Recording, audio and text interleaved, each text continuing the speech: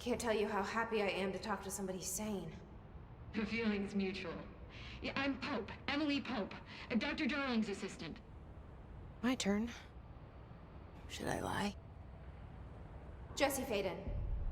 I'm just visiting. I should have lied. Oh, shit. You're the new director. Hold on. We're coming out.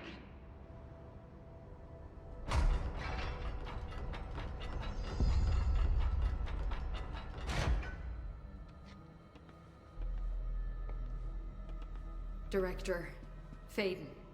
Call me Jesse. Okay, Jesse. I'm Emily. Look, somehow this hostile force, this Hiss? that works. Somehow the hiss managed to infiltrate the building without any warning. And just like that, my name for it is official. The hiss. Like the sound of poison gas leaking in. We're in full lockdown. It seems to have spread everywhere and to everyone not protected by an HRA. And, extraordinarily, you. You are the director, and that makes you special by definition. Trench is no longer the director, obviously. I'm sorry, I'm talking too much. This whole situation is just a lot. Trench is dead. Shot. Ah. I found his body. And the gun. Do I tell her it looked like a suicide? The service weapon. Also, and this can sound crazy, but he keeps appearing to me, saying things. It's hard to make out, but he told me to cleanse the control point, push the hiss out. The whole room shifted around. You did that? And you entered the building when it was already in the lockdown before you became the new director? How? I'm not ready to tell her about you yet. A janitor let me in. I love it. This is fucking unbelievable. I can't even... Look, Jesse, I have a million questions, and you probably have a million more. Like, do you know my brother Dylan? Not yet. But there's something I need to ask you to do first. If you can cleanse a control point, then you can maybe cure those infected or possessed by the hiss. Because if that's possible, our options are very different. Emily Pope. I don't know her, but I like her already. She's the opposite of the faceless agency I've blamed for what happened to me for so long. But I can't trust her yet. Or rather, the bureau she's a part of. Yes. I can try. I'm speaking for you, of course. We can try it together. Okay. You with me? We did it before. Push the hiss out.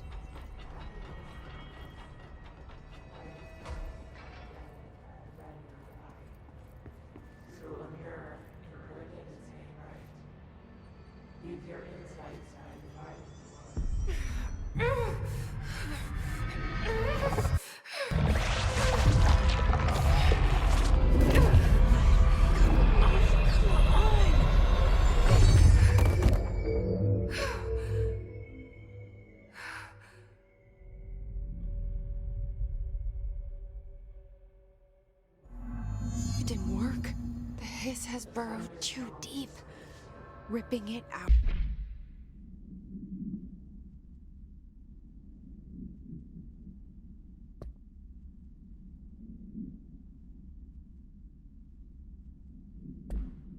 Rips them apart.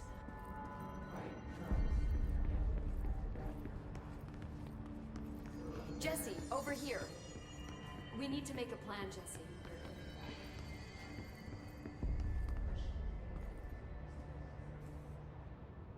I can't cleanse them. I saw. It was worth a shot. Thank you, Director. Jesse. I'm gonna tell her why I'm here. I'll risk it. Listen, the Bureau was involved in an incident in my hometown, Ordinary, 17 years ago. The Bureau came in and covered the whole thing up. I've been looking for this place for a long time. That's enough. Maybe that's too much already. I can't tell her about Dylan and the rest yet. I've seen mentions of an Altered World event case dealing with Ordinary. You were at Ground Zero as a child? It was one of the big ones, and before my time. And very classified. I can try to dig out some old files for you. My boss, Casper Darling, would know, but he's missing. I think he knew this was coming, or suspected. He came up with the HRAs, the Hadron Resonance Amplifiers. I think they're what saved us. Or a few of us. And Director Trench would know. Trench, the ghost, or whatever he is, he mentioned something called the Hotline. Said I should find it. It's another object of power, like the gun, an old Bakelite telephone. A direct line of communication between the director and the board. Maybe he can talk to you more clearly through that. I mean, Trench has years and years of experience. He might know how to destroy the hiss. Where is the hotline? It's kept in the communications department through the mailroom. It's part of this sector, so we can access it even with the lockdown in place. We'll get the door open for you. Okay, that's my next stop. That's Tomasi's department. He's the head of communications. I don't think he had an HRA. He kind of made a point about not wearing one earlier. Keep an eye out. They call me the director. But that's not me. I'm not a director type. I'm not a leader. Why am I here? I think you already know. Yes, I came for my brother, but there are other reasons too. I said I was looking for answers, but I might never understand them. I'm not looking for proof. This is already it.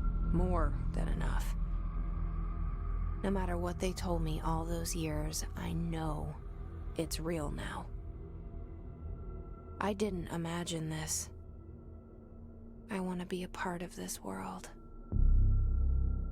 What scares me shitless is that I finally found it.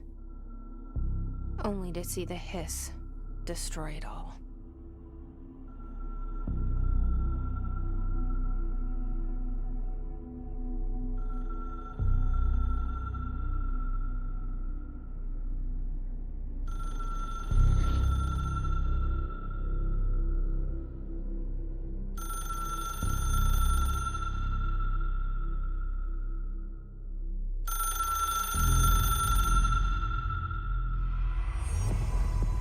I know this is all new to you, so don't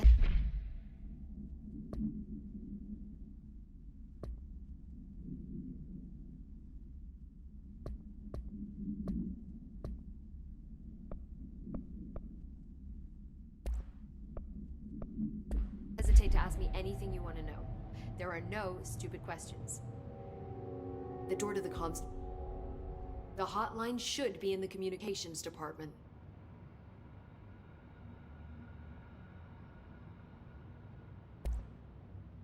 Where did the hiss come from? I'm not sure. You said the hiss was here when you entered. Did you see anything like that outside before you came in? No. No, just inside. The source is internal then. See, the oldest house is a sprawling complex with openings to other places as well. I don't even know where to start looking. But in the context, it's good news. The lockdown holds. The hiss escaping the building would be the end. Pretty shitty world out there if you ask me, but I wouldn't want the hiss to destroy it. With you on that, Emily.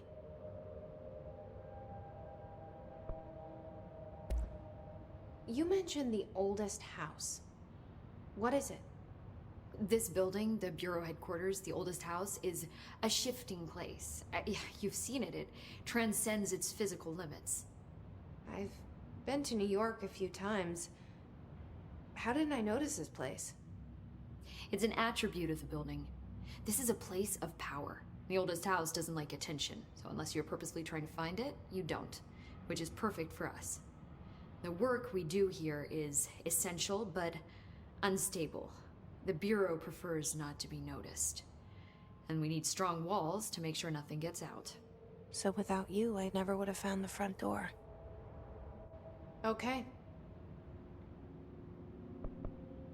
This trench guy. I keep hearing him in my head. Is he a ghost? Haunting me?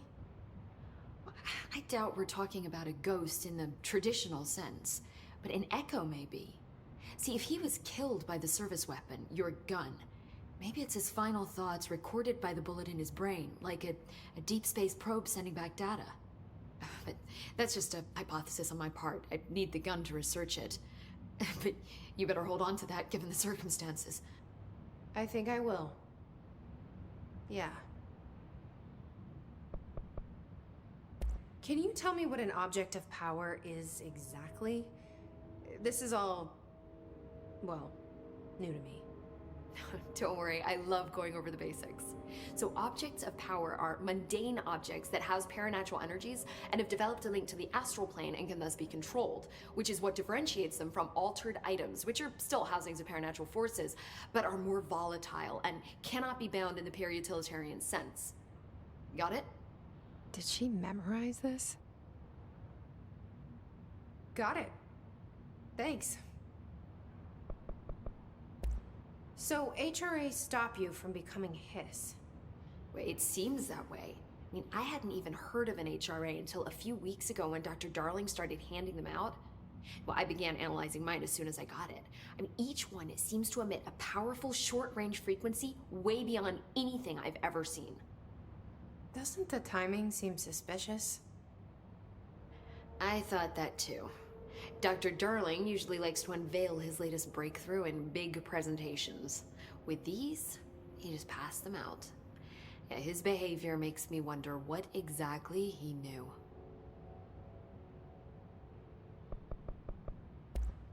Thanks, Emily. I'm sure I'll have more questions soon. Just let me know.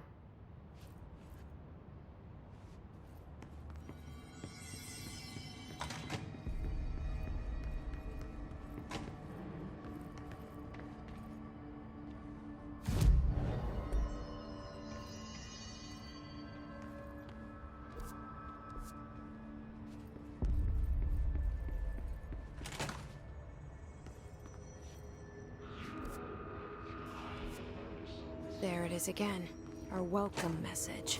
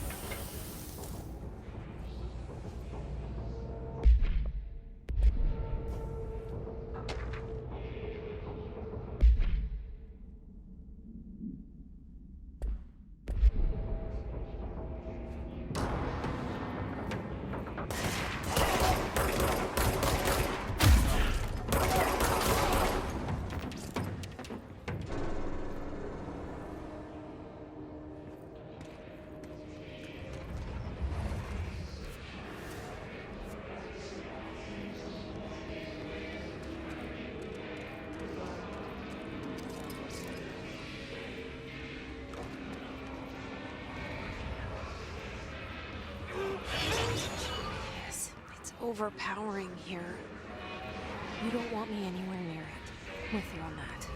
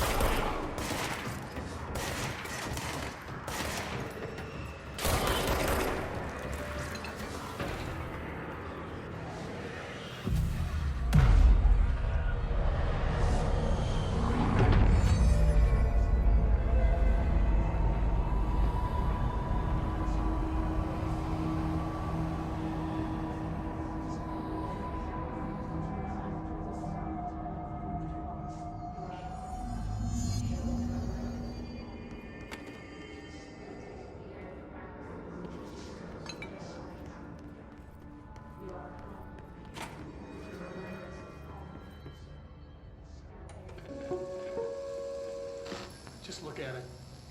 8 inches wide and capable of storing a whopping 80 kilobytes. Stolen by our friends at the CIA, the disk held the launch codes to Soviet nukes. This is not the disk, of course, but one exactly like it. A perfect fusion of concepts vibrating in the Cold War era collective unconscious. A receptacle. It is a receptacle for dangerous energies to hone in on. And they did. We don't have the details, but when things started flying around the disk, it was transferred to us. It's an object of power. OOP. Oops. Oh, and it can launch things telekinetically through the air. To date, we've launched maybe 3 dozen pencils. And once, we even launched a cup.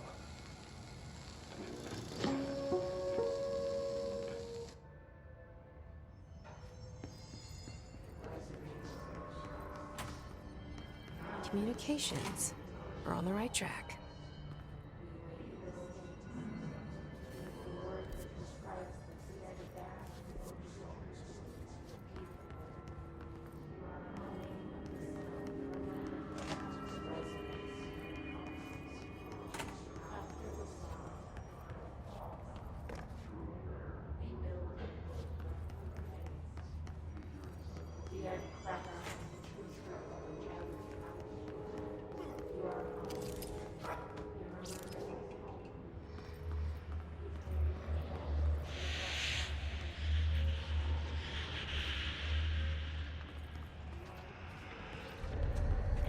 Object of power. It's like the hiss have latched onto it. We need to cleanse it.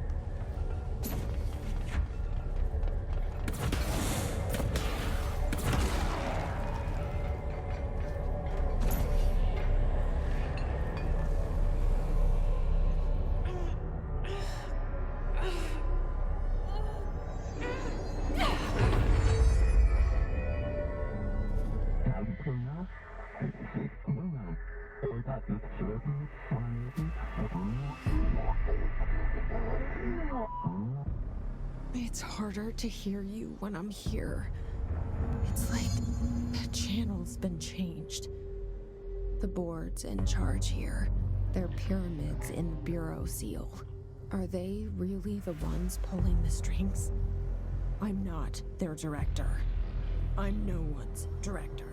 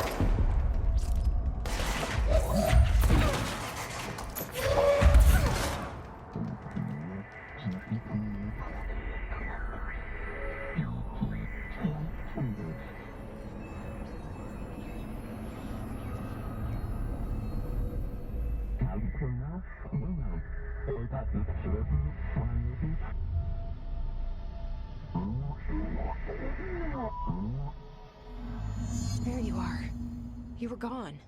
Cut off. I got it. Just like you want.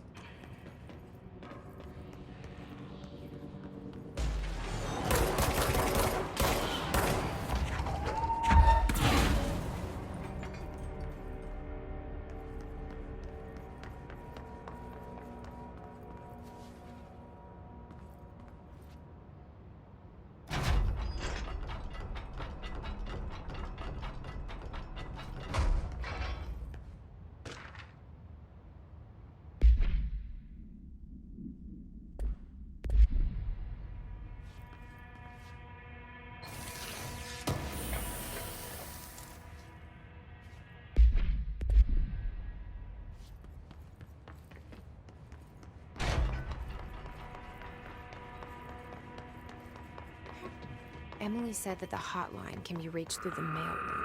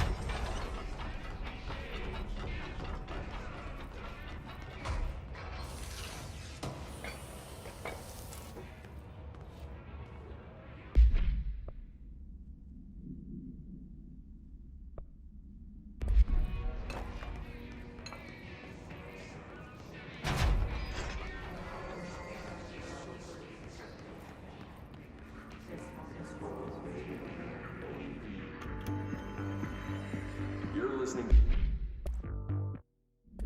to America Overnight, mystifying the airwaves for more than 29 years. Thank you for staying up with us. Ghosts. We've had many callers over the years tell us of hauntings, voices, and other phantasmagorical phenomena. Today, friend of the show, Dr. Quincy Reagan, tells his story. Quincy, thanks. This is something I experienced recently while staying at the Chili Pines Motel in Macon for last year's Suspicion Con. I was in room 47. The night manager, an avid listener of the program, insisted I take this particular room. Now, the manager explained that years back, the body of a man was discovered under the bed. Inside that wooden border that motel beds tend to have, body had been there a week, he said. Guests had stayed there, sleeping with the corpse a foot below him. They only found the body when housekeepers complained about the smell. Hauntings have been reported in room 47 ever since. I happily took the room. I fell asleep pretty quick, checking under the bed first, of course. No ghosts visited me, no chilly spots or flickering lights. But when I woke up, I found myself under the bed. It was dark and stiflingly hot. Luckily, I was able to push the mattress off and crawl out before I suffocated. The night manager was kind enough to find me another room. There you have it, listeners. What we call ghosts take many forms. Quincy was brave enough to tell his story, and I encourage you to keep calling and writing whenever you encounter something strange, something you can't explain. Maybe you're seeing colors that we have no name for. Maybe your toaster is possessed. Remember, dear listeners, when no one else believes you, we do. America Overnight, we'll be right back.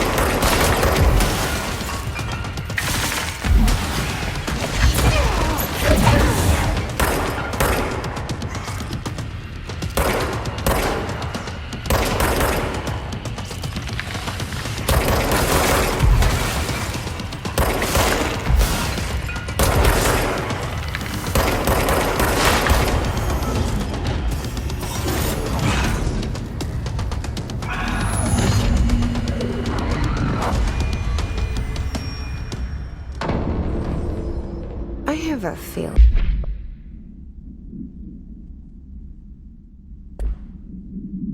he'll be back. Let's stay focused. The hotline should be past the mailroom.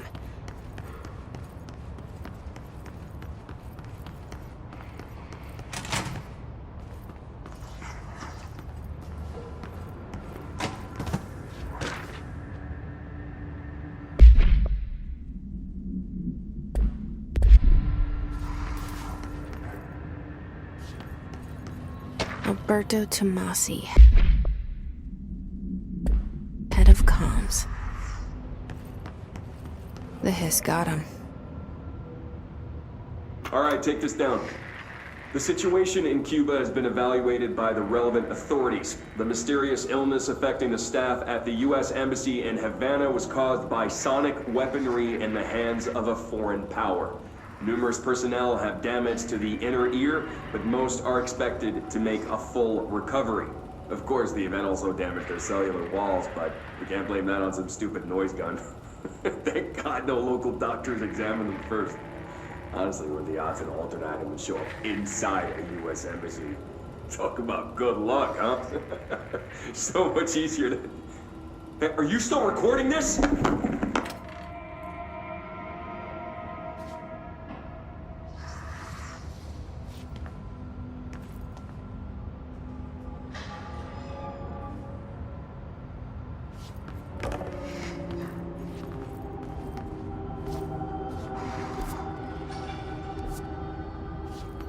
The hotline can't be far now.